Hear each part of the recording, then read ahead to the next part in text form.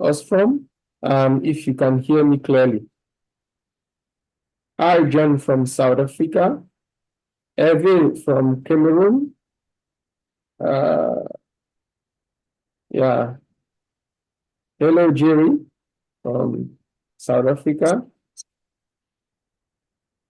Hello, Edward from Burkina Faso. Hi, Beth from Kenya.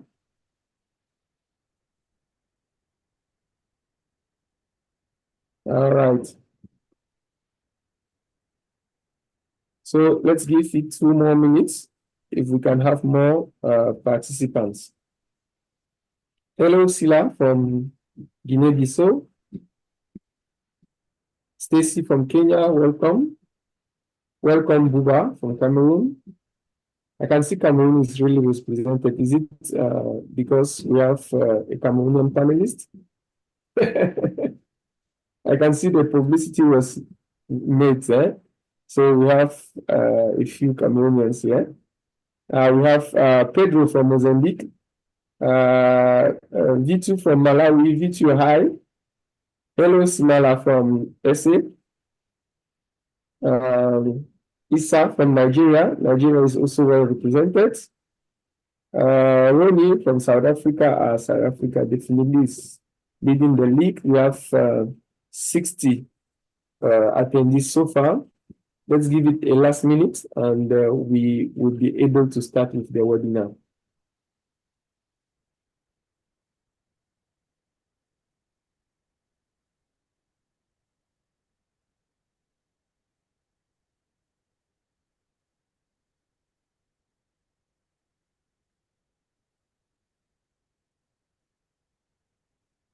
Hi, Isaac from Ghana. Hello, Madam Isuma from Cameroon. Hi, Amin.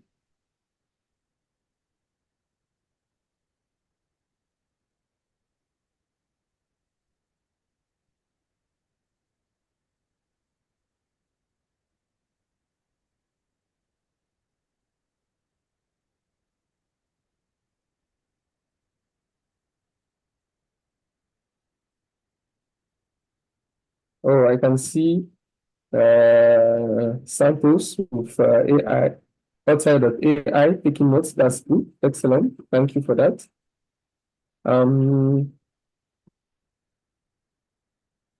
Hi, Kay from Angola.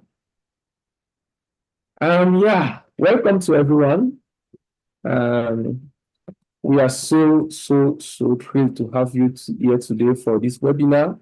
And we hope to have very interesting discussions with our panelists, a full house panelist, to discuss about one of critical components of the internet, the domain name system. And today, particularly, we are going to talk about the ccTLDs, that's country code top-level domains.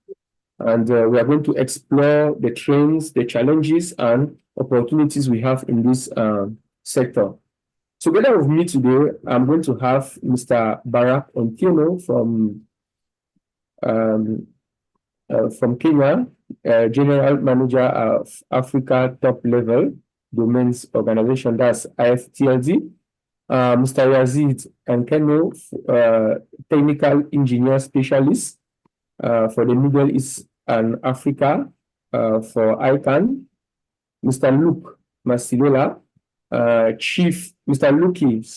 Lucky Masilela, Chief Executive Officer at ZA Central Registry, and Mr. Albert Kamga, Director of Standardization and Cooperation at Antique. All right, so that's the array of panelists that we are going to be having today to discuss about the trends of ccTLDs in Africa.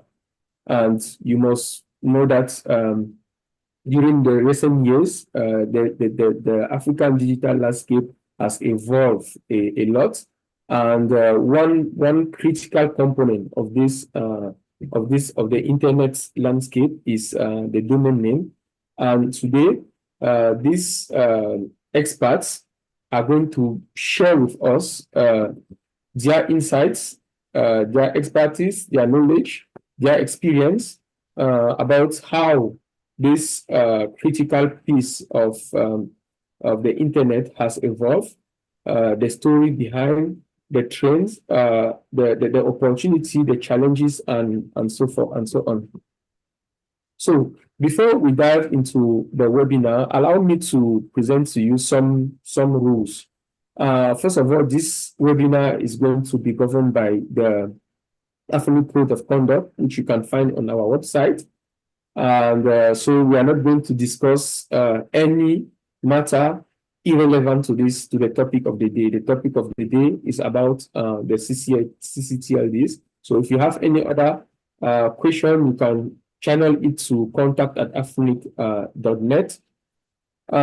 So for the interaction with the participants, if you look at the bottom of the screen, you will have the controls. One of them is the chat button. That's where you can engage with us. If you have a comment, you can share them. If you have any relevant information that you also want to share during this webinar, you can use the chat section.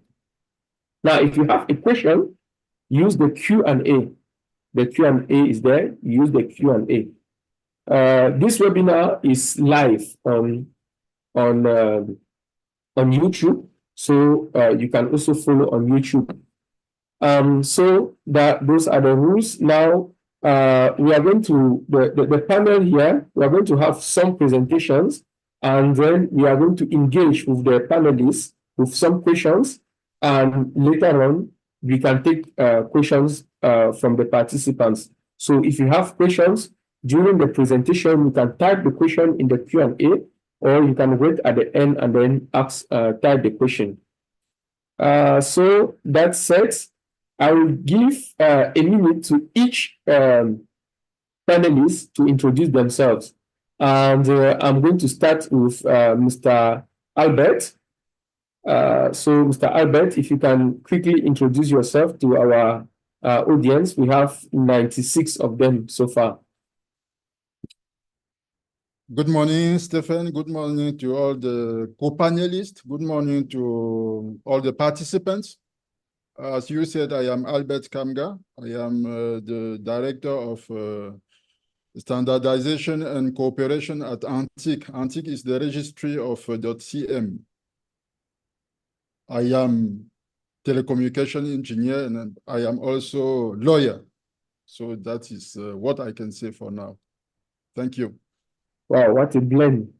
Telecommunication engineer plus lawyer, that is very interesting to help with a lot of policies that we need in this area.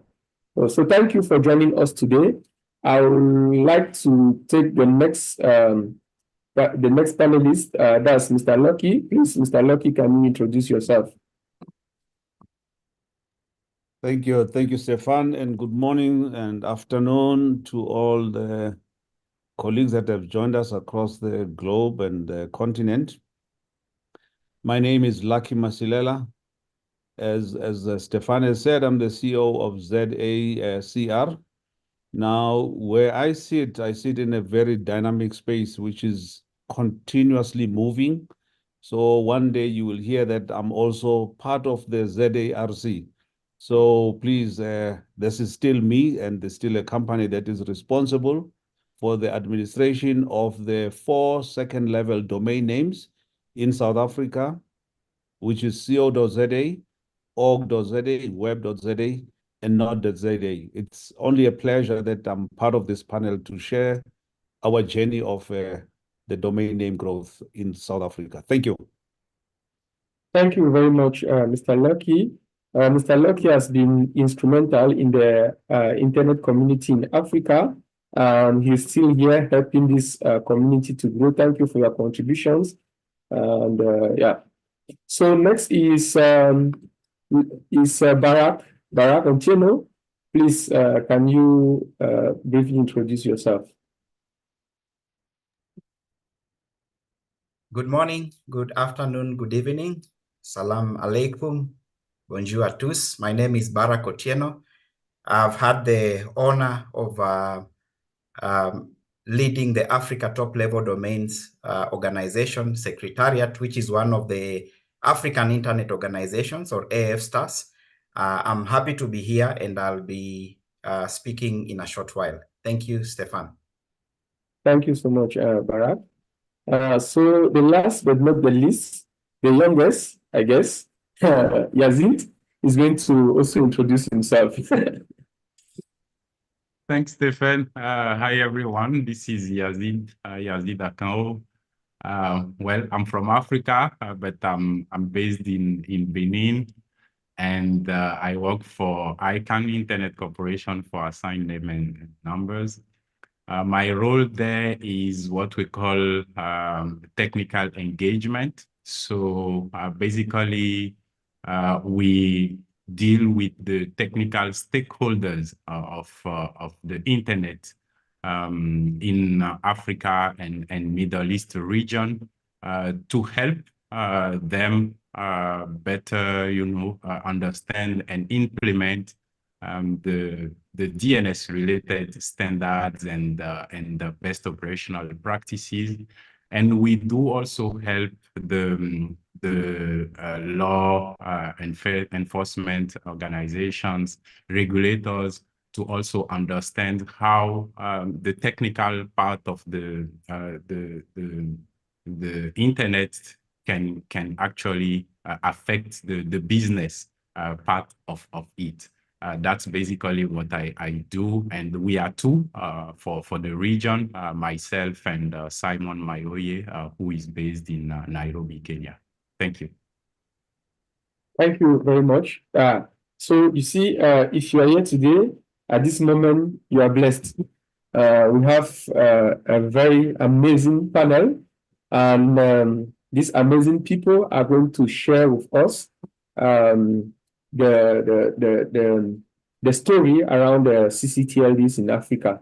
So without using much of your time, I'll dive directly to the first panelist today. That's Barak. And Barak is going to walk us through like a brief intro and talk about the organization that he's managing at the moment. So Barak, you have the floor. Thank you very much, Stefan. And once again, let me recognize friends and colleagues from the African Internet community and also leaders from the various Internet organizations who've joined us today. I'm going to make a presentation that I did at the ICANN 78 meeting, but upon reflection, I felt that it was more appropriate to present it to the African community. And I thank Afrinic for creating this opportunity. I think when Afrinic made a call for presentations, I didn't have a presentation, but I submitted something.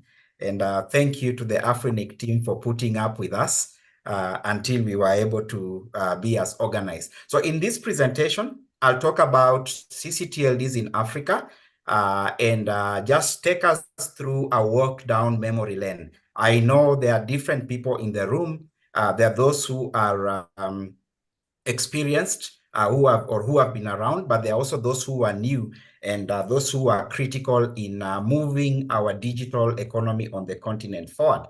And I start by positing that if you don't know where you're going, then any road can take you there. I think we are at an interesting period where we can turn around the trajectory or the direction of the African continent using the digital tools and resources. So by way of introduction, my name is Barak Otieno. I am the General Manager, Africa Top Level Domains Organization. We are based in Nairobi, Kenya, but also registered in Mauritius, and in Nairobi, our secretariat can be found at the Kenya Network Information Center. All right, so I will start by just reflecting on some of the objectives of this session that we are having today. At the end of this session, we expect to gain insights into the current trends and developments shaping the African country code top-level domain landscape. This includes aspects such as registration patterns, domain growth, market dynamics, and emerging technologies impacting ccTLD development. The other objective is to understand common challenges faced by African country code top-level domain registries, such as regulatory hurdles, technical infrastructure limitations, cybersecurity concerns, competition from generic top-level domains, and more. We will also uncover the diverse opportunities offered by various African country code top-level domain registries through case studies and expert analysis. This includes leveraging domains for economic development, promoting local content and businesses, fostering digital innovation, enhancing online security and trust, and contributing to a vibrant digital ecosystem across the continent. And we will also gain insights into the policy frameworks governing country code top-level domain management and governance in Africa, as well as the importance of collaboration and partnership in enhancing ccTLD ecosystems, equipping participants to engage in policy discourse and collaborative endeavors effectively. So let me start by saying that the internet is more relevant local. We have to think locally and act globally.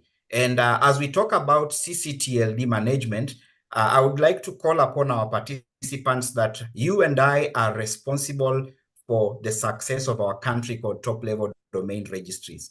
You could be responsible as a registrant, you could be responsible as a registrar who is providing services, or you could be responsible as a registry who is charged with the responsibility of managing some of the critical internet resources. But first, I will take us through the outline of my presentation. I'll talk about Africa Top-Level Domains Organization, a historical perspective of the domain of the country code top-level domain industry in Africa, some of the milestones, and some proposals or suggestions on what the future holds. I don't know what the future holds. Most of you have the answer, but I have some few suggestions. So for those who are interacting with Africa Top-Level Domains Organization for the first time, AFTLD, or Africa Top-Level Domains Organization, acts as a focal point for all the African top-level domain managers to discuss policy matters that affect country code top-level domain registries globally, and then to present the group's position in one voice. AFTLD has sister organizations in the other regions. In Europe, we have the Council for European National Top-Level Domain Registries. We have the Latin America and the Caribbean Top-Level Domain Registry Association, and we have the Asia Pacific Top-Level Domain Registry Association. So we are on the naming side. Most of you may know that we have naming and numbering, and our sister or brother Afrinic is on the numbering side, and we work very closely because we are about ensuring that the internet is available for everyone. AFTLD commenced its journey in May 2001 at an Africa Network Operators Group workshop in Accra, Ghana. Most of you might know already about the Africa Network Operators Group, or AFNOG, that is led by Professor Dr. Nick Waino, otherwise known as the father of internet in Africa. And it was during one of these sessions that the Africa Top-Level Domains Organization was conceptualized. So the pioneers of this organization were Dr. Nick Waino, whom I've mentioned, Jan Kwok, who was also a pioneer in Mauritius, and Brian Longwe, who played a pioneering role in the internet evolution in Kenya and Africa, who were tasked with the creation of the association and its formal establishment. In December 2002, Africa Top-Level Domains Organization was incorporated in Mauritius. Later on in 2015, we also got incorporation in Kenya for purposes of addressing the logistics involved in discharging our responsibilities. On 26th of October 2003, the first Africa Top-Level Domains Organization General Assembly was held in Carthage, Tunisia. Its counterparts APTLD Center, or Asia Pacific Top-Level Domains Organization, Council for European National Top-Level Domain Registries, and Latin America and the Caribbean Top-Level Domain Registries participated. So we normally work together with the other regional organizations. In 2003, at an ICANN meeting in Montreal, Canada, AFTLD issued its first communique, which announced the global community on its establishment.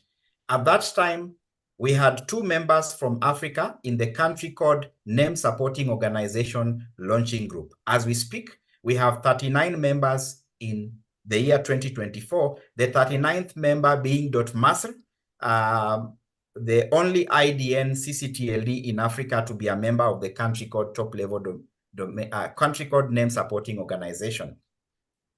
The journey continued, and the whole objective of these meetings that I'm talking about was to strengthen the country code top-level domain ecosystem and also the internet ecosystem on the African continent. So in April 2008, AFTLD held a conference in Johannesburg, South Africa.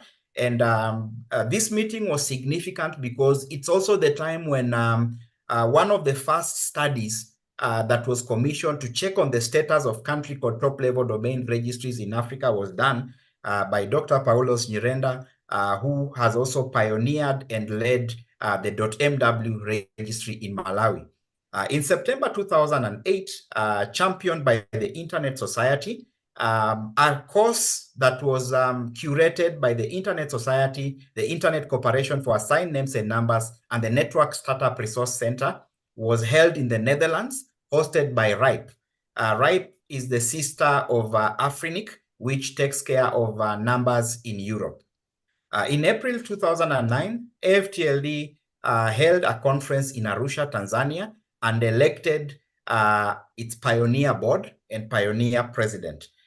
In 2010, at the 38th ICANN public meeting, again, another course was held alongside the ICANN conference, the ICANN meeting in Nairobi, Kenya. In April 2011, again, a similar meeting in Accra, Ghana, but more importantly, the organization decided to establish a secretariat, and the Kenya Network Information Center took up the challenge and the responsibility to establish the secretariat.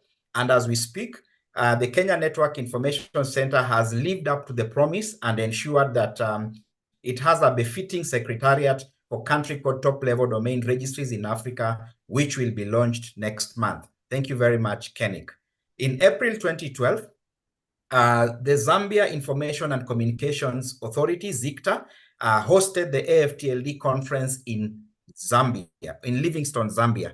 This was also a significant meeting because it heralded the launch of the Africa ccTLD and DNSSEC program, which I will talk about as I move along with my presentation. Some important milestones that the organization has championed is encouraging African country code top-level domain registries to participate in the Internet Governance Forum. We held sessions that created awareness among stakeholders in the Internet governance ecosystem on the need to support their country code top-level domain registries.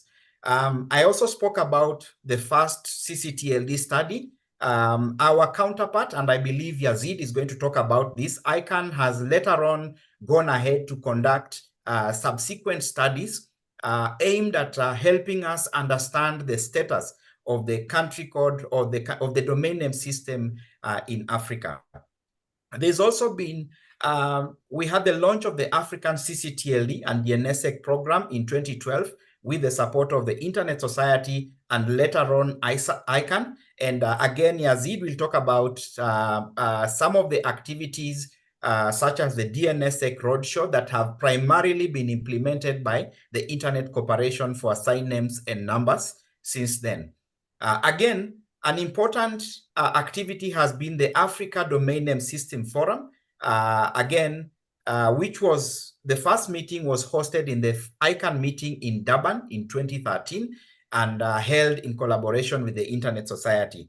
Again, As the African ccTLD ecosystem, we pioneered an event that has gone ahead to be embraced and held in many other parts of the world.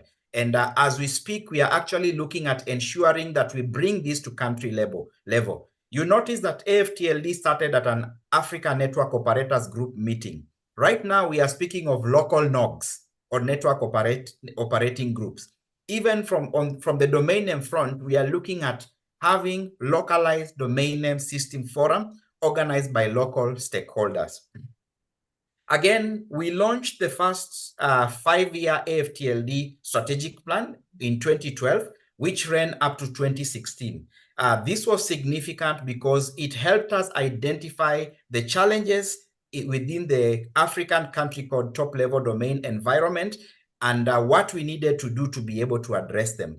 In 2010, less than 50% of African ccTLDs were actually automated.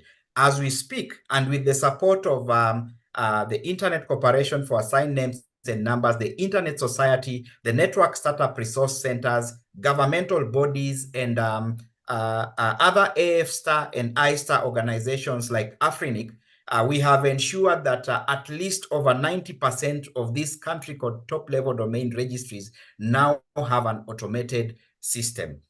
We launched the second AFTLD strategic plan in 2018, and the focus was on sustainability to build the business and policy ecosystems within the ccTLDs to ensure that they were able to grow and become sustainable. Earlier on, country code top-level domain registries were actually run as research departments within universities.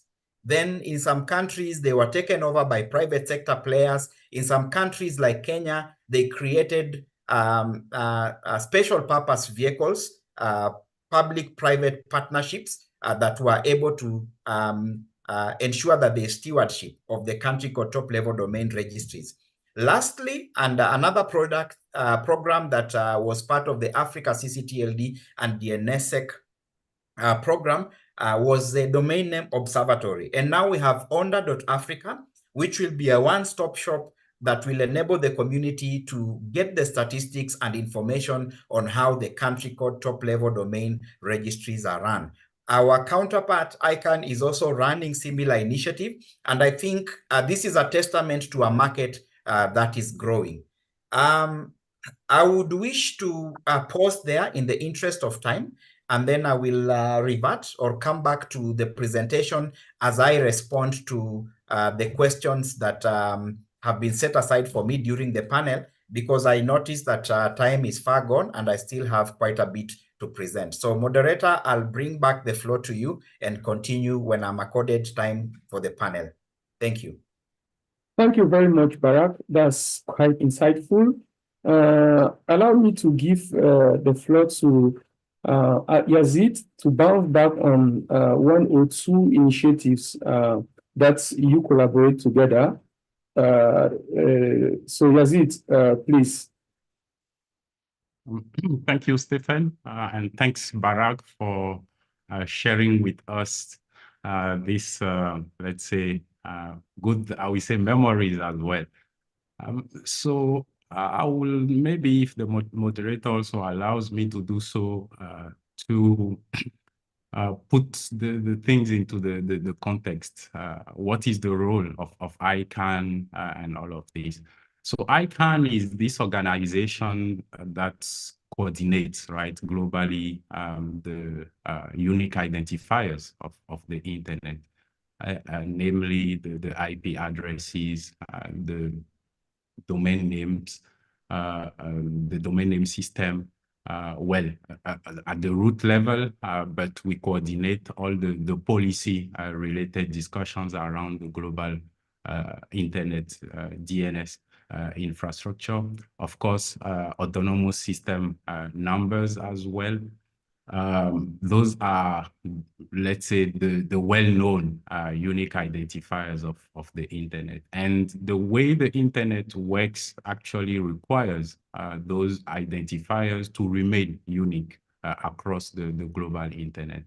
And this is the major role that ICANN plays, which is to coordinate those resources to make sure that the way they are assigned will help them be unique across the global internet. And of course, because they are not infinite resources, we also need policies, right, to be set, to be actually discussed until they get approved and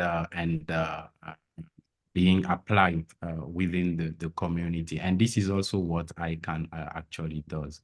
And when it comes to ccTLDs, I think the first role or the first relationship between ICANN and the ccTLDs is what we call either the delegation or the transfer, right?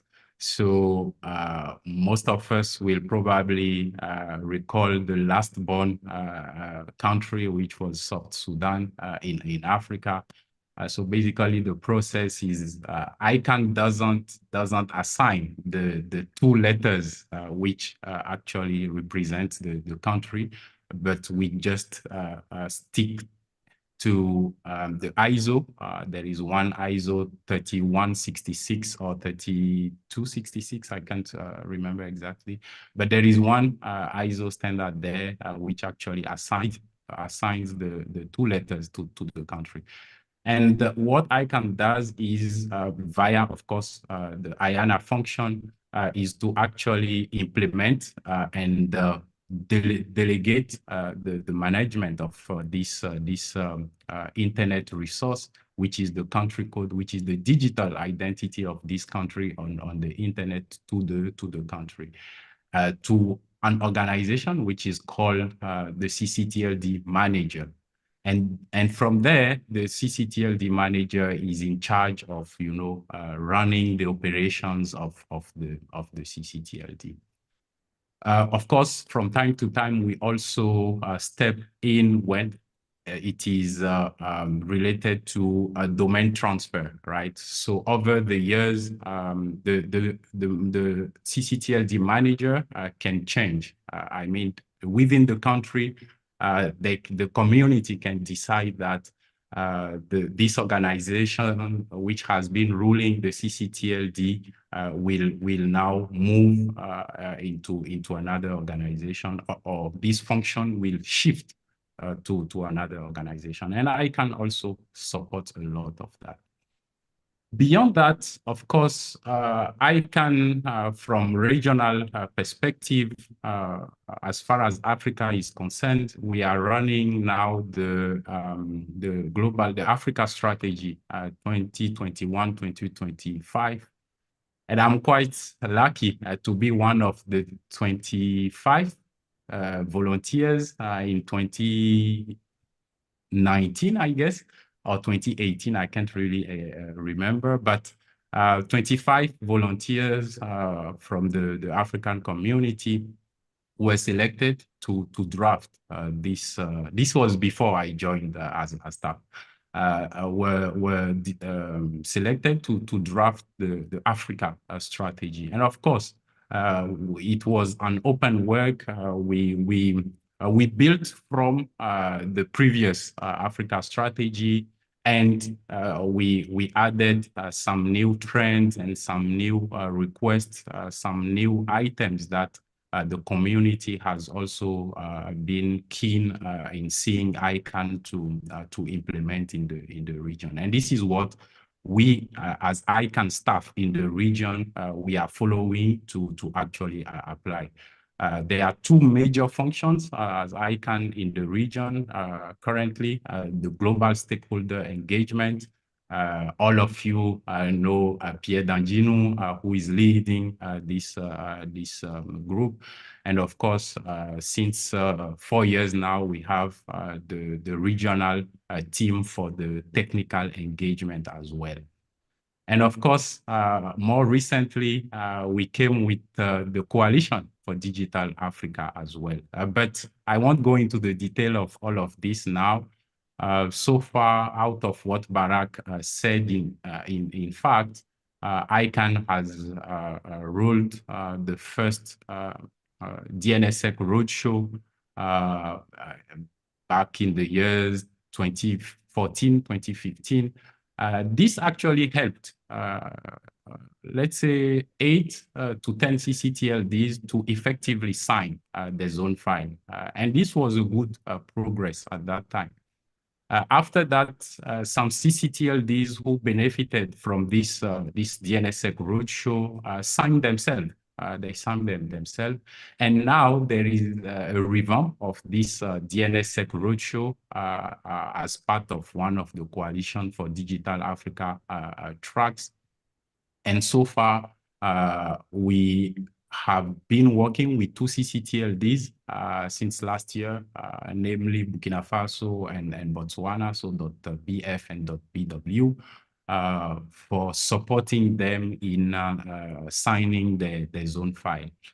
And of course, more recently, just few days ago, we have also started with the new ccTLDs that have been selected for the DNSSEC roadshow. Cameroon is one of them, and thanks, Albert. I can publicly say that you are the first who responded to the letter that have been sent to the ccTLDs to officially kick off the project with those countries.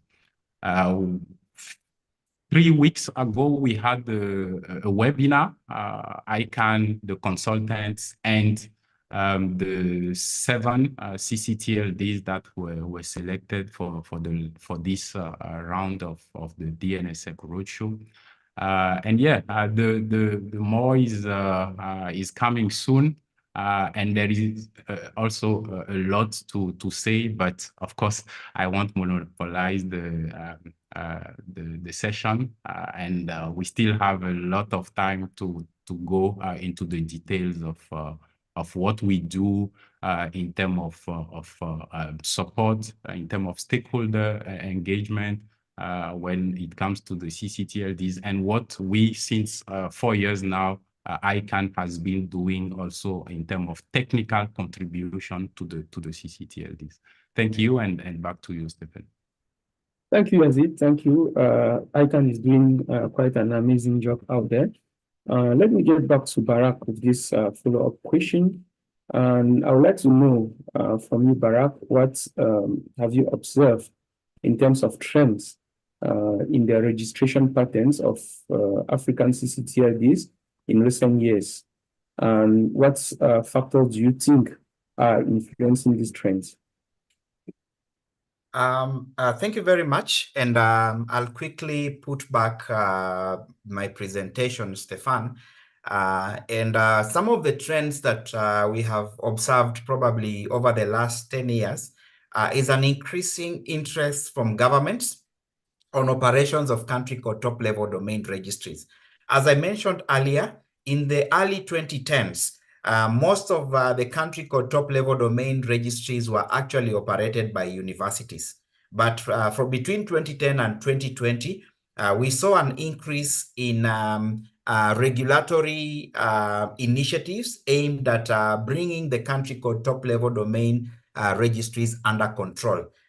Yazid has talked about delegation, which is the process of determining who is the right individual or institution to be able to lead or guide a registry. In normal cases, you will find that country code top-level domain registries, the administrative, the ultimate owner is the government, because they represent the people within a certain jurisdiction, and the people normally choose the government. It is worth noting that the difference between a country code top-level domain registry and a generic top-level domain registry is that a country code top-level domain registry is governed by an international standard organization standard. It's called ISO 3166. This standard normally ensures that a country code top-level domain is given to a territory or a country that is recognized by the United Nations. So if you have a territory or a country that is not recognized by the United Nations, it is not eligible for the country code top-level domain registry.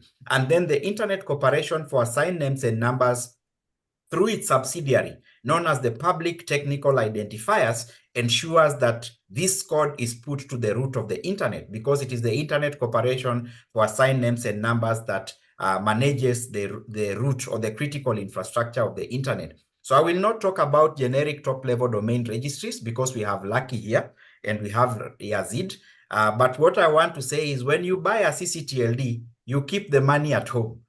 When you buy a GTLD, the money flies out of the country. That is simple. So I'm simply just calling upon all of us to make sure that we support our country code top-level domain registries. The other a trend that we observed was a transition from academia to private sector led.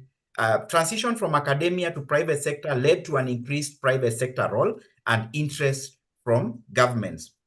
As we speak, we have about 32 country code top-level domain registries that are under private sector management on the continent. But as more people start appreciating the value of the domain name and the value of the ccTLD, delegations are becoming very contested. And some of the major issues that ICANN has to deal with are issues of delegation. We are also witnessing limited cases of delegation as we create more awareness on how country code top-level domain registries are supposed to be governed and the policy frameworks around them. Again, we are noticing an increased push for self-sustainability. I see a lot of country code top-level domain managers on the call, but let me stop at that and hand over the floor back to you, Stefan. I'll come back to my last slide later. Yes, thank you. Yazid, just in 1 minute, please, can you also tell us what trends are you observing in terms of domain growth and market dynamics for African ccTLDs, how these trends are compared globally? Thank you, Stephen. Barak mentioned about this study, right? The DNS industry study. It is not officially published yet. Very soon, hopefully, it should be in Kigali meeting in June.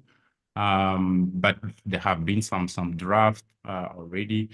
And there is a first version of this report, which is available. It was launched in 2017 or 2016.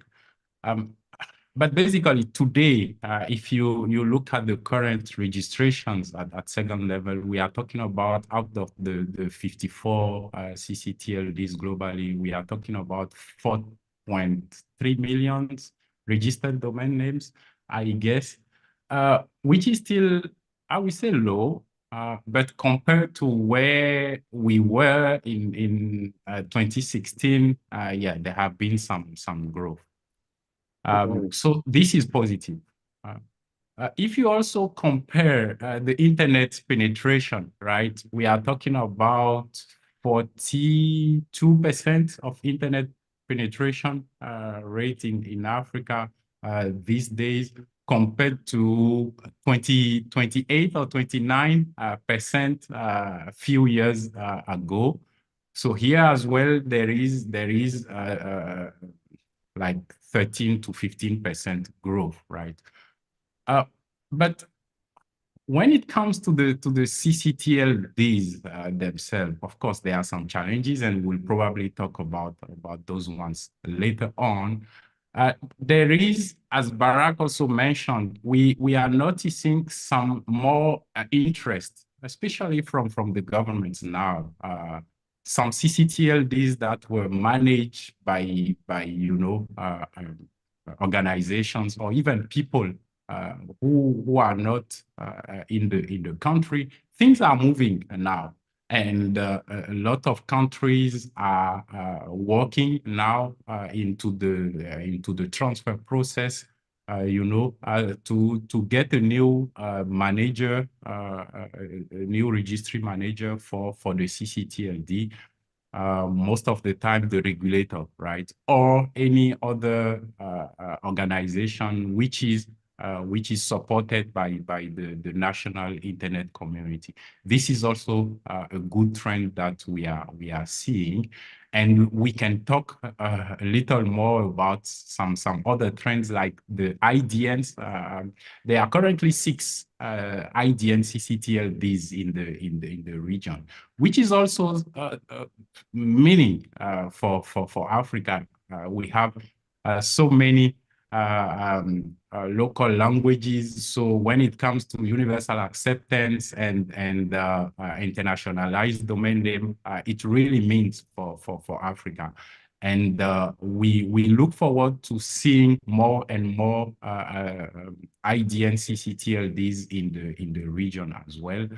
There are many other trends like the number of websites that are hosted in countries. There are some other enablers like the IXPs, for instance, right? The number of internet exchange points, the number of data centers that are now localized within the continent. And all of these are also helping boosting the registration of domain names, as Barak said, and keeping the money in the country instead of putting or throwing the money out of the country. But we will come further into all those enablers as we go during the webinar. Thank you, and back to you, Stephen. Thank you very much. Thank you. Very interesting. And I feel like 1 hour, 30 minutes is not enough to cover everything, but yeah, we shall do our best. Let me now give the floor to Lucky so that he can walk us through his presentation. Lucky, are you able to share your screen? All right, thank you. So Lucky is going to talk to us what he has been doing with his organization, ZARC, in this space of the internet landscape. And yeah, Lucky, over to you. Stefan, thanks again. And again, it's only a pleasure to be part of this webinar. And good morning, good afternoon to all across the globe. I think this is what I want to talk to. And as I talk to the agenda that I have, the norms, the ccTLD, what we know, how they function, and then I'm going to talk to trends, the update, then challenges, then I'll listen to comments and or questions from the floor. But one of the things that I want to take a minute in doing is to just explain the journey or the space that I live in. I always find myself that I'm in a very exciting space. I wear multiple hats and I choose which hat I wear or need to be wearing on a particular day. So today I'm going to choose between ZACR and ZARC. And this, for me, are all equally important entities that provide the domain names for South Africa, the second level domains, and in particular ZARC. ZARC is a new kid on the block. You are going to be seeing more and more of this.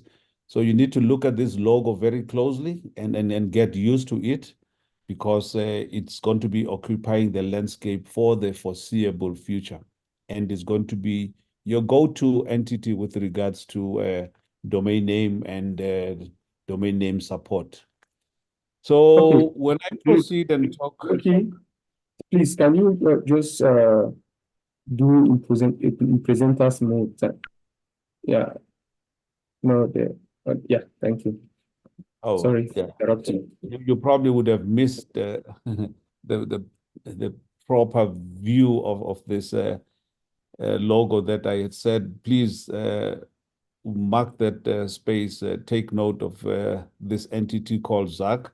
I think it will be here in providing and filling up on some of the future trends and challenges that the continent face. Now, what am I saying when I talk to the norms? When I talk to the norms, I'm saying the things that we know about ccTLDs, the things that I expect.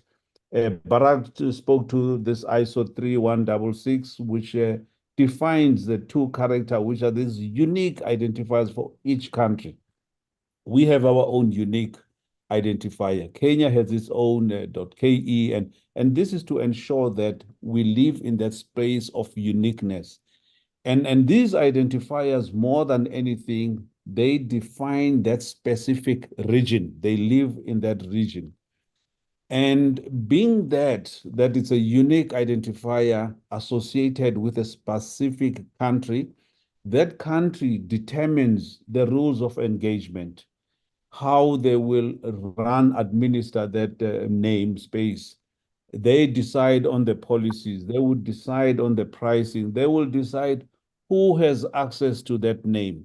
And these are some of the things that the rules are not decided anywhere else but in that country. And the other thing that is worth noting is that historically, the ccTLDs were only open to citizens of specific countries or of that country that would have that unique identifier. Now, we have seen some entities opening this up and saying, regardless of which space on the globe you come from, you can access that name, whether it's called .ke or .za.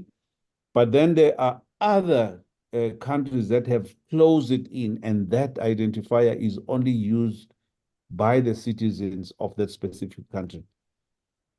And then the other thing that we have seen over the time, and Yazid touched on this, is that historically the learning institutions were the ones that were the administrators or the technical contact for domain names.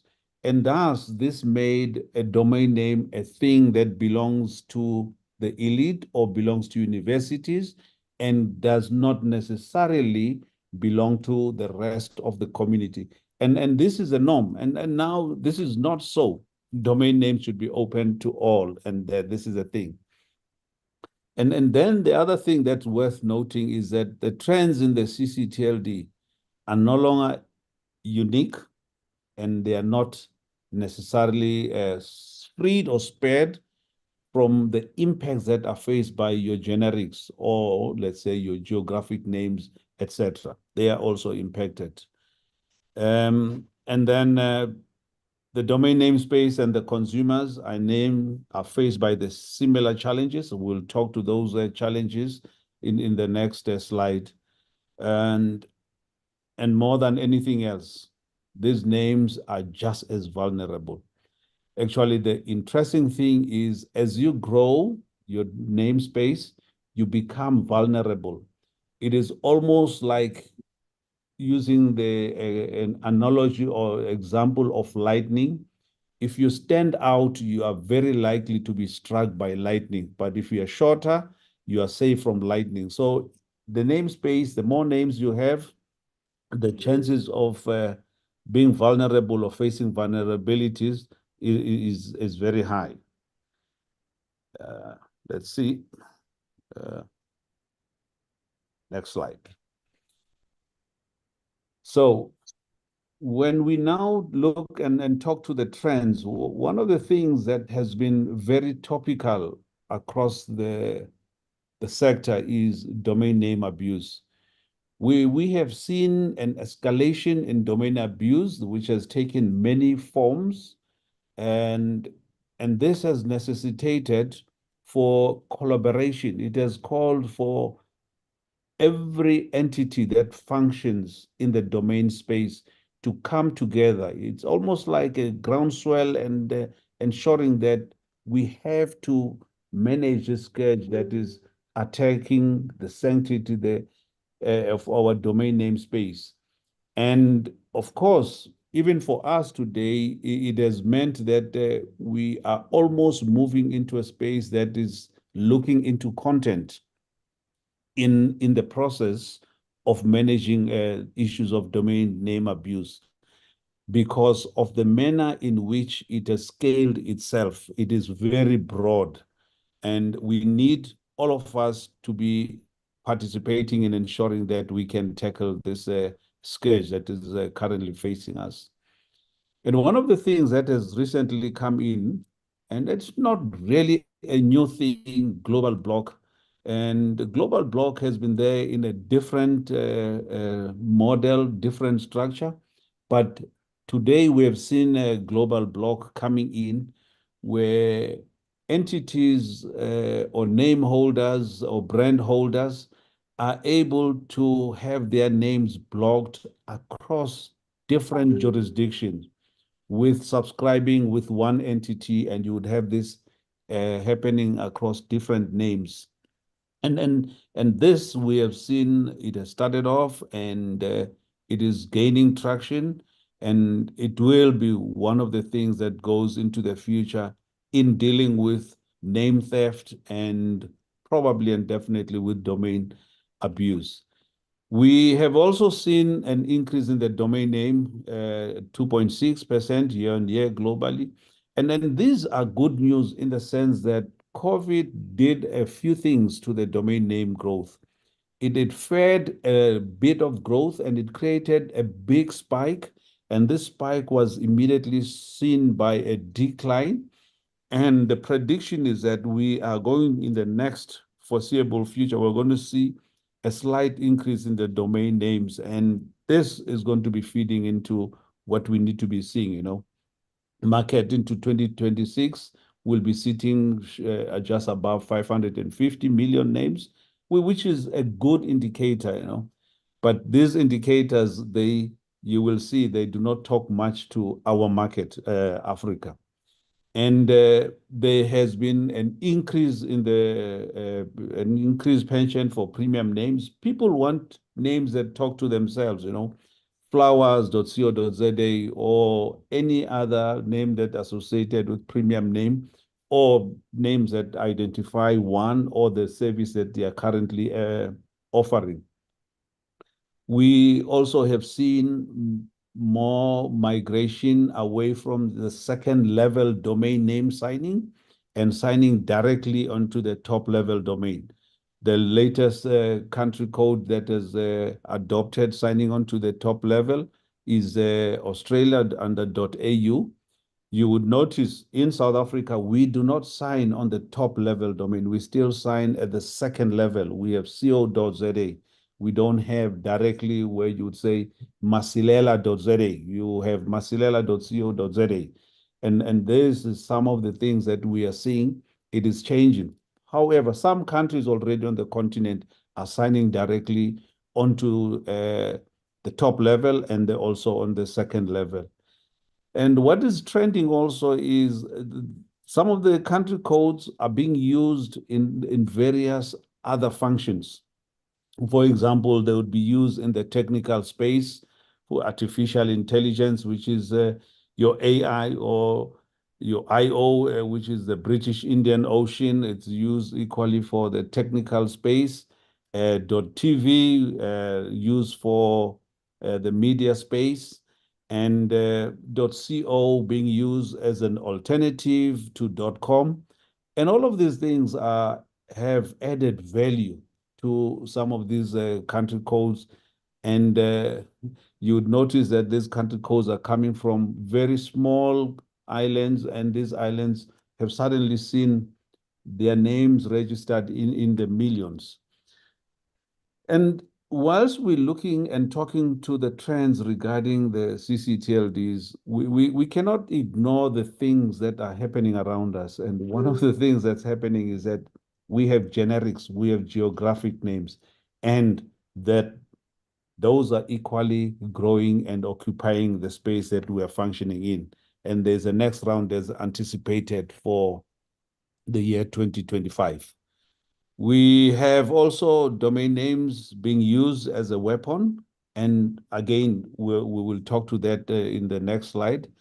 And we've seen the demise of Freenom, which means really some of the names that we've seen in Africa being registered sitting in the millions or 3 million, 5 million in different countries have now come to almost a dead end. There are not going to be any new names taken under free norm, but those that are there will continue. I'm not sure for how long there as free names, but this has come to an end. It has seen its end. So in Africa, we will have that 3 million names that were cited by Yazid are the names that are paid for by the users across the globe. And some of the challenges, again, with the ccTLDs is the weaponization of domain names, where these names can be used for extortion if somebody hack you, or the spam and exploitation of users. So this has become a new form of warfare that we need to be aware and alert to, and how to deal with this new form of warfare. And then domain name use taking a center stage, as I had mentioned in my previous slide. One of the biggest challenges in my view today is the politicization of domain names. And the more we see tensions brewing and growing globally, we are seeing some entities politicizing domain names. And this, for me, is going to risk what we know today, this one world and one internet being fragmented. We have to be very cautious of this and how we deal with some of these challenges that are facing us. Lastly, these are some of the opportunities that the continent has. I think as a youth empowered nation or continent, there is a future for us to grow.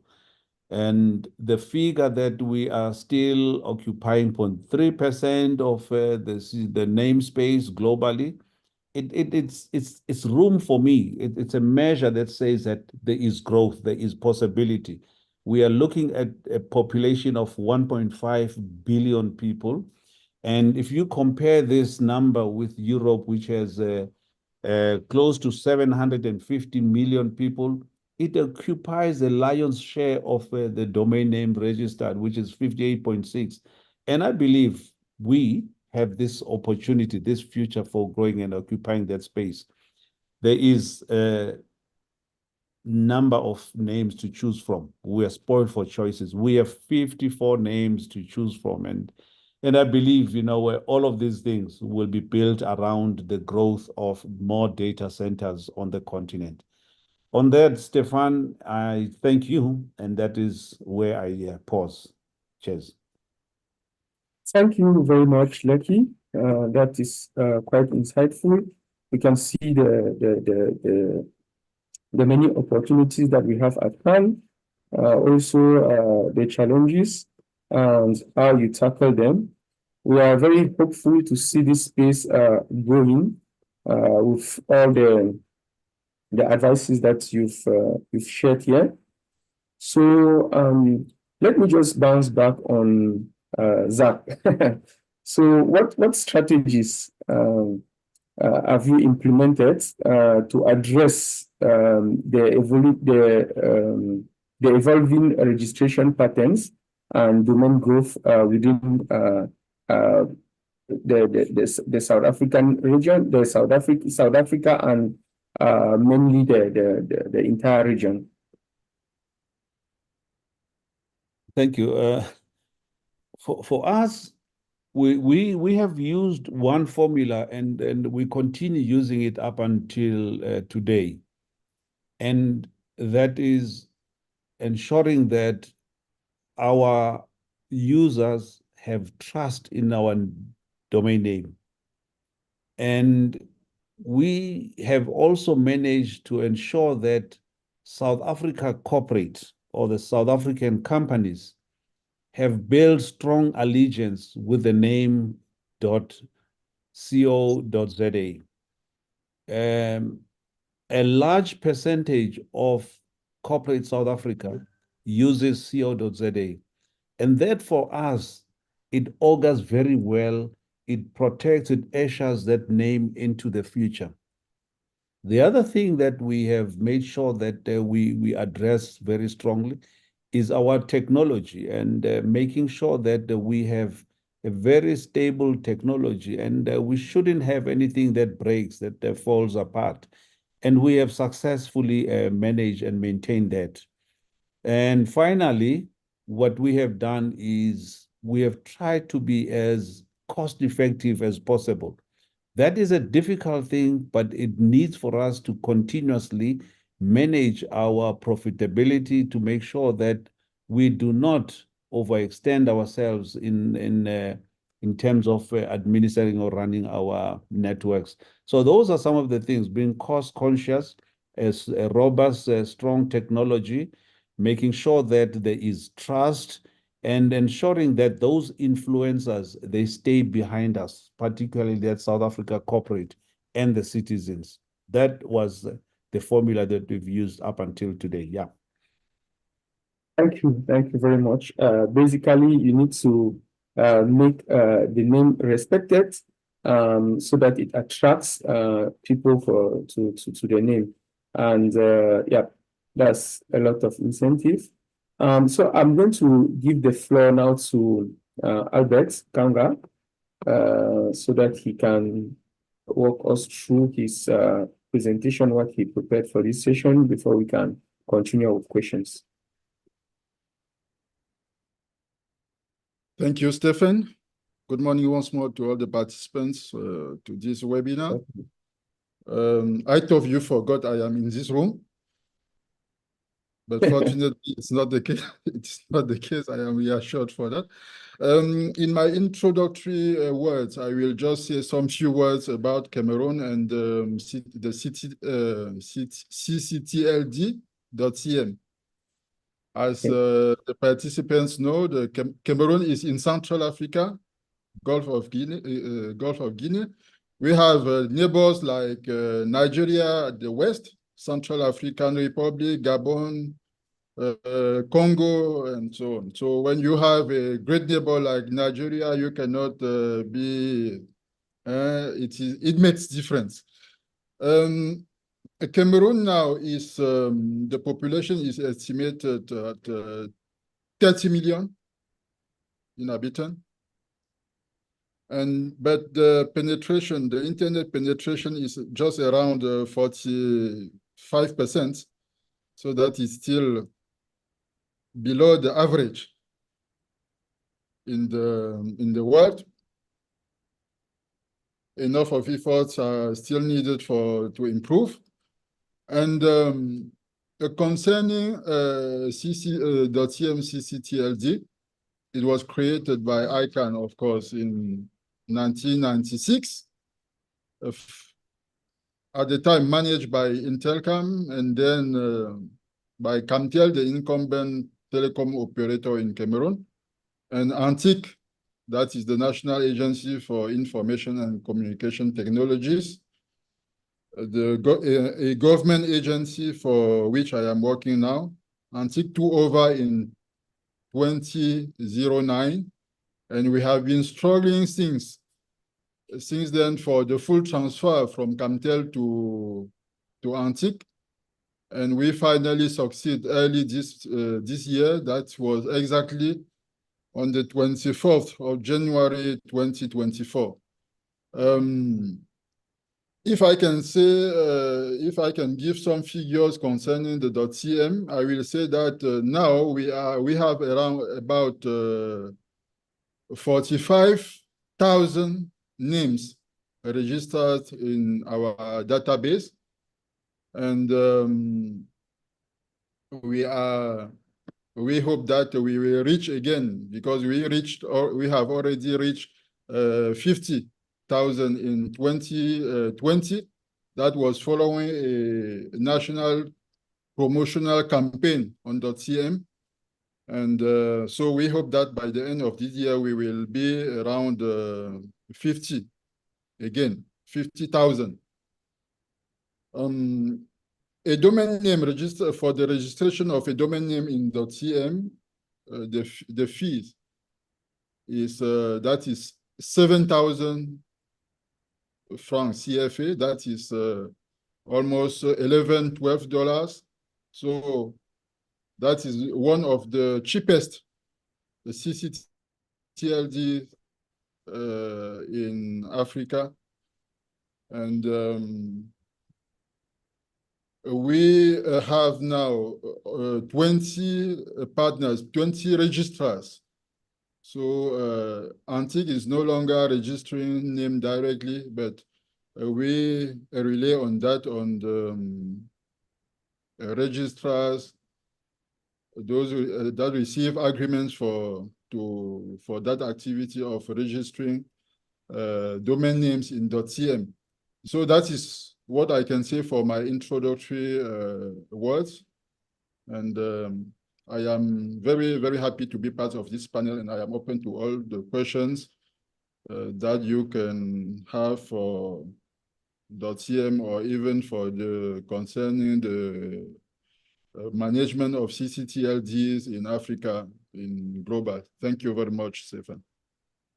Thank you, thank you. So let me just bounce back on you.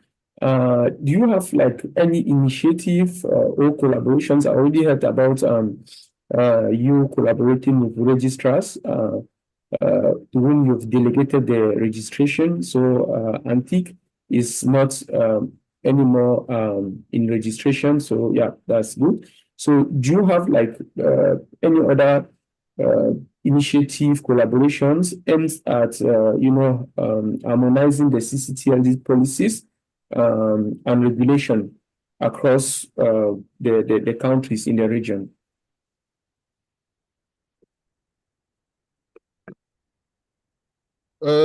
Of course, yes. For the policy, in terms of the charter for the registration and management of .cm, we have a multi-stakeholders approach. So even though Antique is a government agency, we work closely with private, with universities, with civil society to have a common approach for how things should be done concerning the registration of the domain names in the ccTLD.cm. And that is clear for what should be done concerning the registration. And we are also having working with those partners and stakeholders to make the process more transparent and to be accountable, because most of the time you will see that in most of our countries there is a lack of information available on the ccTLD, and we are working to try to improve the situation as far as the .cm is concerned. And if I can also talk about the partnership just mentioned by Yazid, I thank him for that. Cameroon has been retained for the DNSSEC roadshow. And we are fully committed to that project. And by the end of this year, we hope that .cm will be presented as a success case of the implementation of that extension. Maybe I can, even with the AFTLD,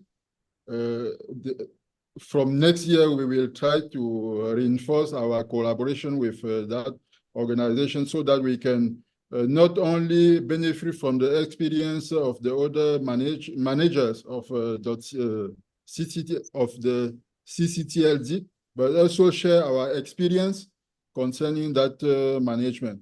So it is a dynamic approach, and we are open to all what we can, to all the partners who can help us to improve the management of our country code. Thank you very much. Thank you very much. And now let me pick some questions from the Q&A. The first one, I would like to bring back Lucky, on this question. Thanks. Talking about DNS abuse, what are you doing in terms of domain privacy as regards to the WHOIS data? So, Lucky, if you can address that. Yeah, thanks, Musa, Stephen. It's a simple thing when it comes to WHOIS. The WHOIS is always redacted.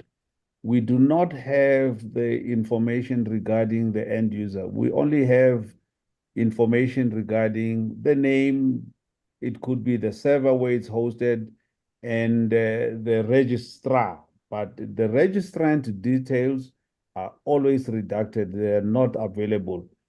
And this would only be released if the security forces need it. But then under normal circumstances, WHOIS is redacted, limited access to information on the details of the registrant. Thank you.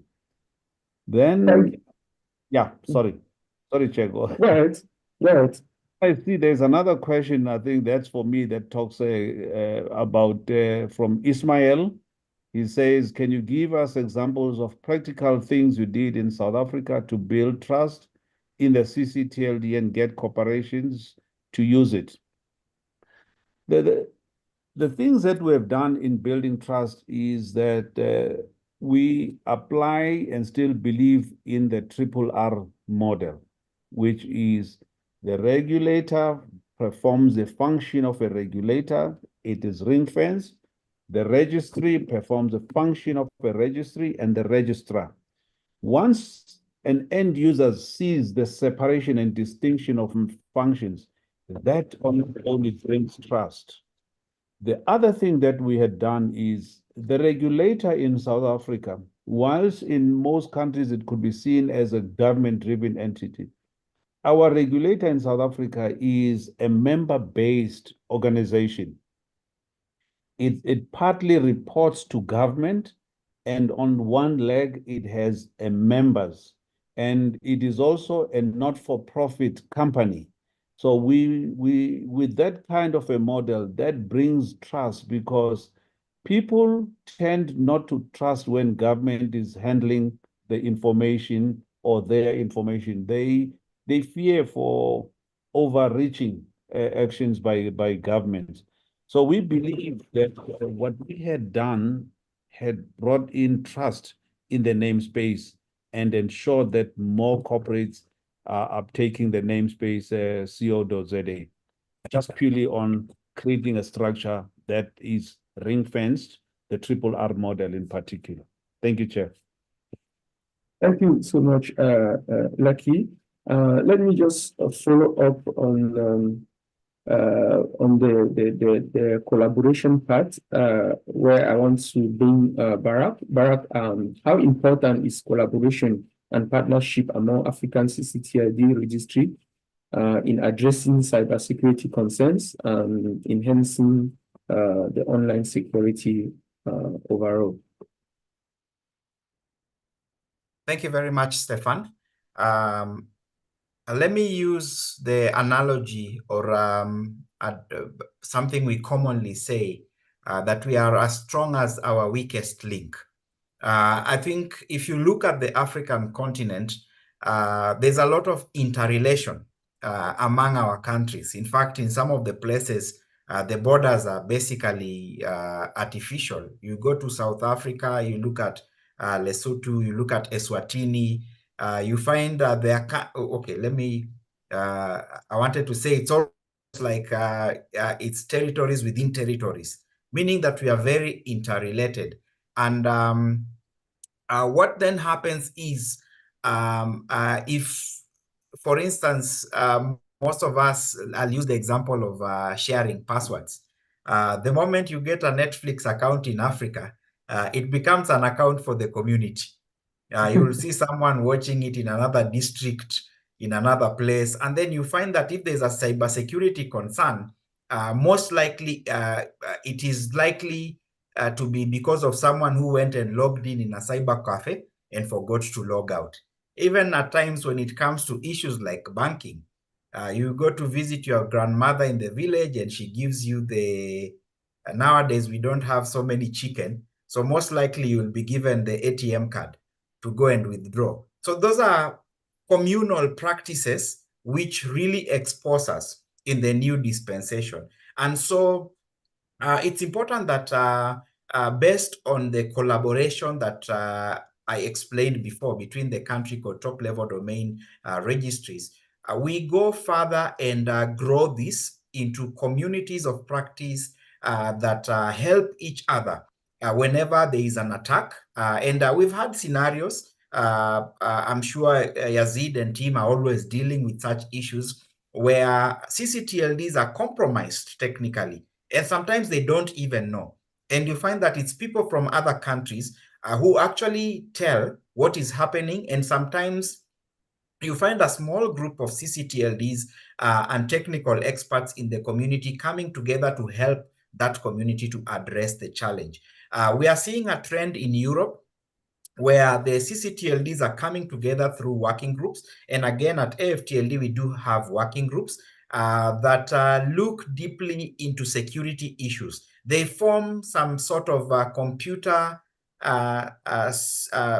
emergency teams. You know, we have CSATs and we have SATs. And you know that you can have SATs that are sector specific.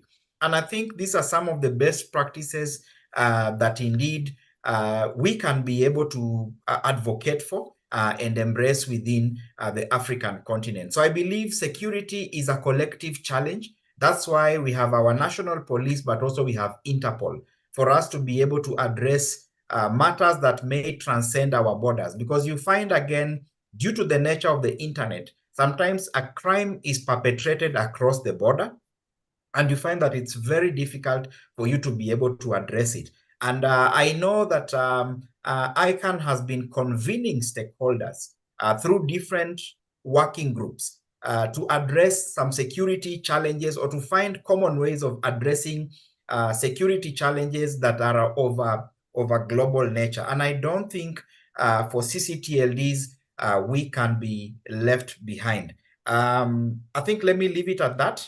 I will come back later after probably my other colleagues also contribute or chip in. Okay, thank you. We have some questions. I would like to pick this one for Mr. Albert.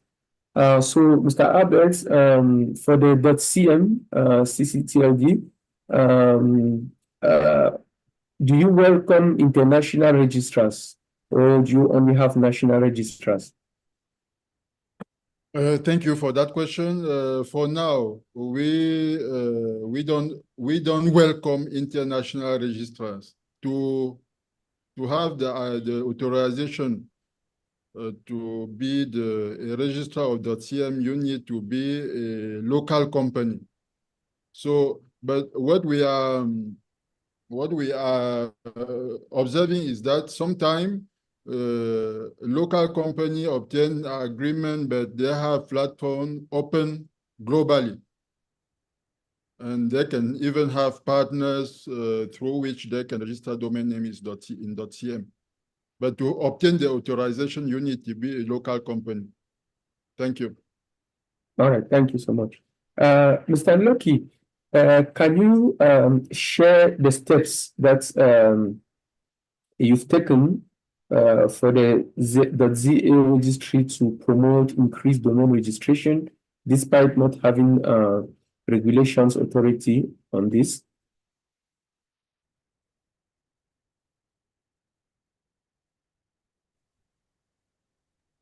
Very tricky. Share the steps taken. Look, we've traveled a journey, as I had mentioned earlier on. Our journey of getting to where we are today is a journey that is marked by, there is a point in time where we were registering one name per week. Today, we are talking about close to 5,000, names and above. We have about 20,000 names registered in a month, we can have, like in the COVID period, we had a bumper harvest, I call it. We had over 75,000 names registered for the year. 2022. So this is a good trend in terms of domain name registration. And this builds on a legacy of events. One, when we dealt with the issue of price, we reduced our pricing significantly in the 90s. And the next thing that we did, we introduced EPP. This enabled our registrars to register names at ease, and there was more secure system, and it was easy for our registrars to register domain names. The third thing is that in this changing from this old technology to EPP, we equally brought in training. We had to train our registrar market to make sure that they were affair with EPP, which is the extensible provisioning protocol. The next thing that we did in the training is that we did not close the registrar community to be only South African. We have opened up our market to have registrars from outside South Africa globally who can have access to co.za. The next thing is you do not need to be a South African citizen to have access to the name co.za. So all of these factors, all of these actions, they fed into this growth of the co.za namespace to what it is today. Today, we are proud to say that we're sitting on the edge of 1.3 million. If you combine all the names that we have, the 4 SLDs, we are sitting around 1.4 million. So that for us is a good indicator of the steps that we took to get here from the 90s to now, today in 2024, are still working. The separation of the functions, that RRR model that we've been using, we still believe it is applicable, and we believe that it is something that is worth investing in and adhering to, not only for us as a country, but for the continent. It works. Yeah. Thank you, Chair. Right. Thank you so much. So, one thing, how does this improvement, how do they support and promote local content and businesses?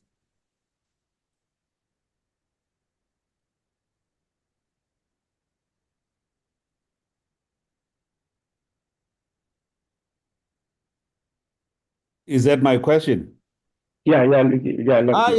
Of course. I mean, look, the AFTLD, for me, the way we see it, is our referee. And not only a referee, they are also a coach. And not only that, they also provide a marketplace for us to share ideas. So AFTLD on the continent is responsible for ensuring that the ccTLDs in each country are being respected and adhered to. It also assists in the growth of ccTLD operators.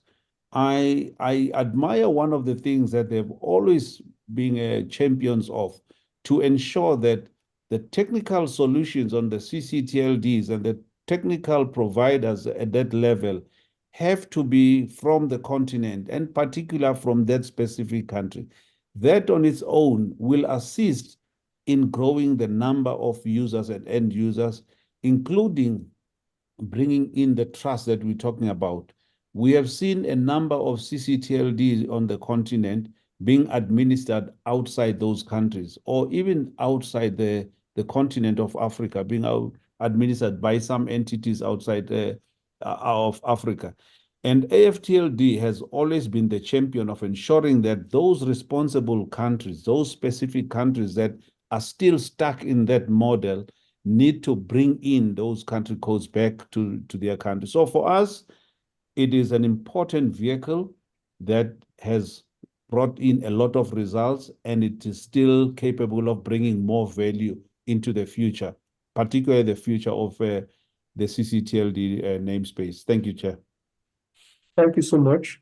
I will now go to Yazid, and let's look at the limitation of the infrastructure in the region.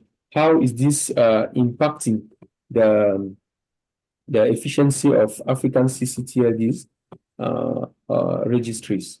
Yes, it. Thanks, Stephen. Lucky has already touched some of those key limitations. And as I said before, there is this DNS industry study report yet to be published, which also showed some interesting figures, right? So when it comes to these challenges, there are multiple reasons, like how many Afrinic members are present in the country. There is a correlation also between the public IPv4 assigned or delegated prefixes to the country and the growth in terms of the registered domain names. When you consider the overall continent, 54 countries, but the report has also shown that, let's say, 10 to 12 are, let's say, can be called the most leading, right? The most performing. And there are the rest that can also be divided into two categories. The ones in the middle, they are probably the largest, and the ones that are definitely lagging behind because of a certain number of challenges. At policy level, at infrastructure level, also at how who is the current ccTLD manager, as we discussed that previously. Is the manager still out of the country, which means that your national digital identity is, let's say, controlled by an external entity, and this will definitely not really help, in growing the number of registered domain. Then also at that regulation, and this is one of the roles that ICANN global stakeholder engagement actively does. They quite often meet with the regulators and make them also understand that having an eye into the domain name industry is really a need, especially in these times when we have seen a lot of countries that are now providing digitalization and digital services to their citizens. So the need is there. The opportunities are there, but still what we are noticing is that there is a sort of disconnection between the, let's say, the legacy telecommunications and the legacy digital economy system or infrastructure and the domain name system. So how can we make these connections? Some countries have succeeded, right?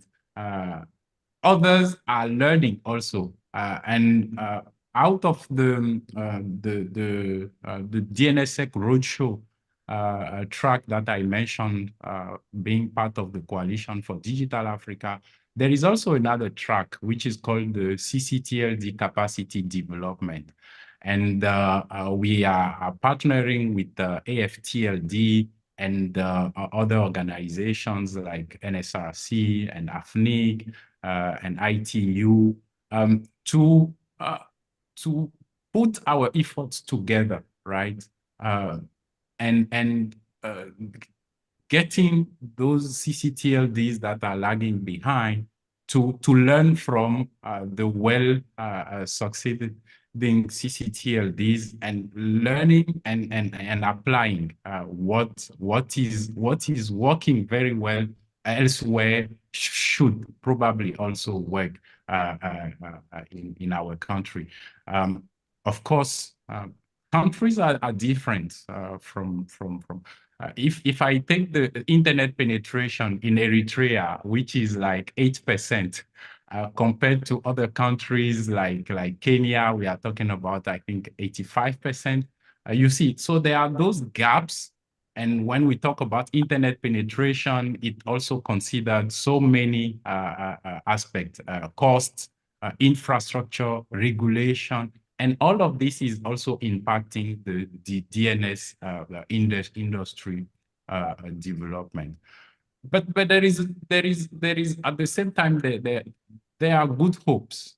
There are good hopes if you compare in terms of infrastructure back to 2016, 2017, and you compare to today in terms of submarine landing cables in the countries. Even the landlocked countries are getting, of course, we are seeing East and Southern Africa leading this in terms of how we are also interconnecting the countries in terms of fiber optics to enhance the networks reachability and also the network performance. But at the same time, at the regulation layer, how can we make the prices more attractive? How can we also open the market for competition? Because if the market is not open for competition, this is also another challenge.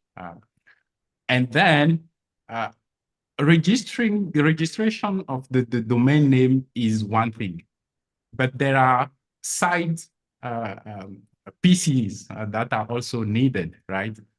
We need to host those domain names somewhere, meaning that we need some name servers to host this domain name.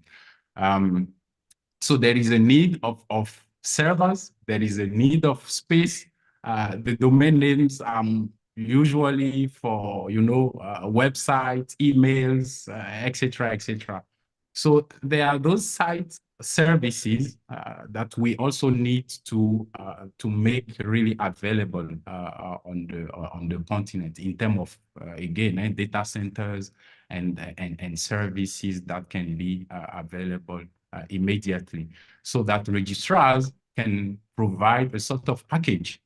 I register for a domain name, but the registrar can also provide me with the remaining additional services instead of getting the domain name at the ccTLD, but hosting it somewhere else out of the continent. But also there is power issue and many other kind of limitations. But let me stop here and see if we have many other contributions as well. Thank you. All right. Thank you very much. So we are above the time, and we still have a lot to cover.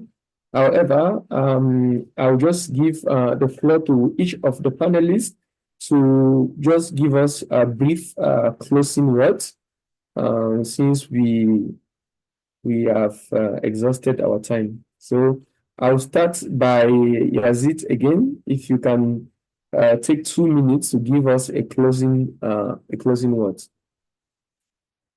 Thanks, Stefan. That was a good conversation. I will probably end up by talking about hope. We are coming from very far. I mentioned about 4.3 million of registered domain names for Africa market, right? And of course, .za is far leading this with more than 1.3 million of registered domain names, right? But at the same time, we have seen some ccTLDs that were known as domain hacks, right? I won't provide names here, But the trend is changing now. And when we see the comparison between 2016 and the last the DNS industry report, we can see some drop there as well. Of course, there are still one or two countries, ccTLDs, still facing this challenge. All the rest of the ccTLDs are also growing very slowly, not at the same trend, definitely. But as we also discussed that during this webinar, there are a lot of enablers that we can also see that each of them is showing some positive sign of hope. If I consider the internet penetration, the domain market, how it is getting digitalized and all of this. So let's continue this hard work. Let's also continuing in terms of collaboration in learning how we can see the best practices from the technical operations, but also from marketing and from business side. Thank you, and over to you, Stephen. Thank you very much. I will give the floor to Albert to share his more on the .cm and his closing words. Thank you, Albert. Thank you, Stephen. After a Cameroonian, the word you know that Yazid is Cameroonian. I told you, right? Exactly. So my word is also a word of hope. Hope because we have now some new solutions even for internet access, global access. You know, you have probably heard about solutions like Starlink. I think that it will help, those solutions will help bridging the digital divide in Africa and between Africa and the world. So that is a hope. And I also believe that working together within organizations like African top-level domain organization will help sharing experience and even reinforcing the infrastructure, because I am even thinking about something like reciprocal hosting of secondary servers. Let me explain a bit. So I can be the manager of .cm. I have an arrangement with the manager of .za, and .za can host my secondary server while I host the secondary server of .za. I think that developing partnerships like that will help improving the DNS industry in Africa, providing the users stable services, reliable services, available services, so that we can really contribute to the development of the information society in on our continent. Thank you very much. I told you that it was a pleasure for me to be part of this panel. I hope that we will have some other opportunities to discuss about the DNS industry in Africa. I particularly thank Yazid, who is the project coordinator of that DNSA roadshow. I reassure him that we are fully committed to that project and that we will do all what is required from us to be a model on the implementation of the DNS. So thank you very much to all the participants. Thank you. Thank you very much. I will give the floor now to Barak to give his concluding words. Thank you, Barak. Thank you very much, Stefan. Mine is to thank the audience. I've been looking at the numbers. They have really been engaged. And thank you for listening. More importantly, let's go back to our villages, because I'm talking to Africans, and bring all our people online. Because it is not of any worth for us to have these conversations when the numbers are not growing. Just to give a global perspective, Yazid has said we have about 4 million names, according to the studies that have been done by ICANN. Globally, we have about 360 million domain names across all the top-level domain registries. Of these, ccTLDs are about 140 million, and Africa is only contributing 4 million. So do the numbers and see how effectively we are playing. It's a big opportunity, especially for the youth. And let's just have simple solutions. 80% of the ccTLD registrations are in the European region or center region. And sometimes for those who've traveled to Europe, a simple memo or a simple bus schedule is on a domain name. Let's keep it simple and make sure that we use domains in ways that that can be able to benefit our local communities. I cannot end without thanking Afrinic. Afrinic hosted Africa Top-Level Domains Organization for the first 10 years of its existence, until the Kenya Network Information Center took over the responsibility of ensuring that their organization has a secretariat. Secondly, I want to thank ICANN. I have said a lot, but we have been here because we have worked hand in hand, supporting each other. We have also worked hand in hand with the Internet Society, most of the issues that we've done together. The ZA Central Registry, one of the lucky here is a true elder. When there is a problem, I make sure we run to him, and they are reliable. I've seen Mark Elkins. We have done trainings. He has driven across Southern Africa to come and deliver the trainings. What I'm saying is, let's ask ourselves, what can we do as Africans to change the narratives of our ccTLDs?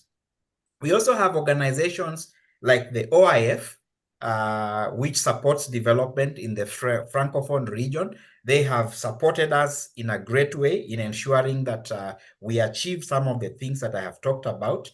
AFNIC, the French ccTLD, who is actually an associate member of AFTLD, for supporting even the initiative that we are doing with ICANN on the Coalition for a Digital Africa. We have the Public Interest Registry and the other regional organizations that have also been really supportive. So indeed, this journey has been because of collaboration and not competition. And I think for those who are joining us for the first time, this is the spirit. Let's hold hands together, make sure we have localized initiatives. Where Yazid can support you, they'll support you. Where we can support you directly, we'll support you. But for the African ccTLDs, let's come together and forge a unified front in tackling the issues that are facing us. Thank you very much, and back to you, Stefan. Thank you very much. I see. Is it a question that you posted in the Q&A, Barak? Was that a question for Lucky? I think somebody is logged in as me. Okay. I shared the link to several. Yeah, it's a security problem. Okay. Yeah, the same security problem you pointed out earlier with the analogy of the Netflix accounts being shared by many. All right. So I would like to feedback. I would like feedback from Lucky on the move to the use of EPP. I can understand its benefit, especially when processing 5,000 domains. However, when this is well automated, it means that there is nothing to protect registrars from submitting faulty registrations. For example, obvious passing off, potential fraudulent applications, registrations of trademark names without authority, consultants registering client domains in their own name, application with clear errors, application with lame, garbage, and so on.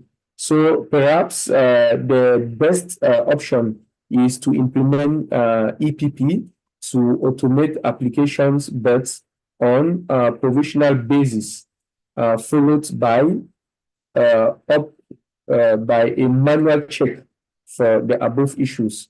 So if you want to bounce back on this, Lucky, before you give your closing remarks. Thanks, Stefan. Actually, this is a beautiful question because efficiencies have equally their own challenges. Whilst there is an efficient method of creating names, which is this automated system, it also has those porous areas. But we also have systems in place to ensure that once a name is registered, it belongs to that person. And also there is an agreement that is entered into with the registrars to ensure equally that in that registration process, the entity that is creating a name is a legitimate person. So we are guarding against this thing both at the registrar when the name is created, and also once a name is created and registered, people can query a name and we can take it down. We can put a server hold on that name, or we can delete it if it belongs to someone else other than the person that has created it. So it is a foolproof system, but of course, efficiencies equally bring those challenges in place. But it's how we manage and deal with once that matter has happened. We are more open and proactive and ready to deal with some of these instances. So we can talk more with Mr. Jim there, where we can contact us at registry.net.za, and we can, talk more about this. And also as my parting shot, Chair, I think, and the audience across the continent is to say thank you again for staying long and in the chat. And we need to manage the following things that I've spoken to. We need to address the issue of domain names being weaponized. It's one of the challenges that we need to manage. And two, we need to manage the politicization of domain names, which have a risk of fragmenting this one internet that we know. We have to guard against that. We have to collaborate to eradicate domain name abuse. This is one of the biggest challenges we have today. And until we collaborate, we're not going to be able to deal with it. Remember, those guys behind the scenes, the bad actors, are collaborating. If we see ourselves as good actors and not collaborate, we're not going to win this one. And then we also need to ensure that our youth and businesses begin to use our local ccTLDs. We cannot allow them to walk away and use ccTLDs away from their local areas. And finally, I think we need to strive to have that 43% of internet users, that penetration that we're talking to. 43% internet penetration on the continent does not reflect nowhere close to the names that we have, 4.5 million names on the continent. So if we can have that 43% internet users use or acquire a domain name, a local domain name, we think we should be able to achieve that. And finally, to the registrars out there, don't sell just a domain name, sell an email address, and you will see the difference. Sell an email address under .ke or .za or .cn. And I want to take up that offer from my colleague, and we will be collaborating and talking. Thank you. Thank you so much. It was quite inspiring, the closing words. Collaboration to have a secondary domain host. That's very important, so that if you have reliability and your services are always up. And also, don't only sell a domain name, sell an email address. Very, very important.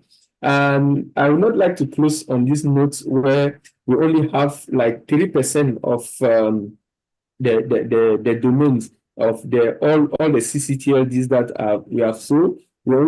Africa only has 3% of those. So we need to boost that collaboration among all the ccTLDs so in Africa, so that we can get these numbers moving up.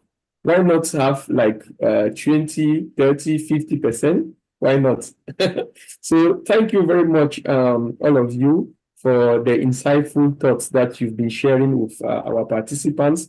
We managed to keep them busy till now. That's 128. And if you look in the chat, there were quite a lot of interaction. Thank you, Market Kings, for the resources that you were sharing in the chat.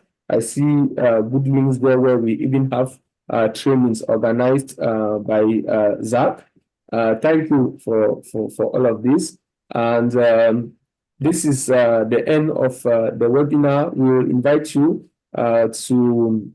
there will be a pop-up when we close the Zoom, inviting you to give your feedback about these webinars. We want to keep improving these webinars. And if you have like topics that you think we can cover, feel free to type in the chat. If any participants feel like they have something to share, please don't hesitate to write to us, Afrinic, at contact or event@afrinic.net, and we'll get back to you. So thank you everyone for being here. Thank you very much, and see you in our next webinar.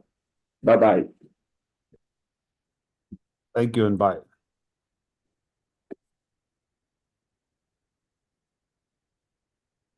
Bye-bye. Bye-bye, everyone. Bye-bye. Bye-bye. Bye-bye.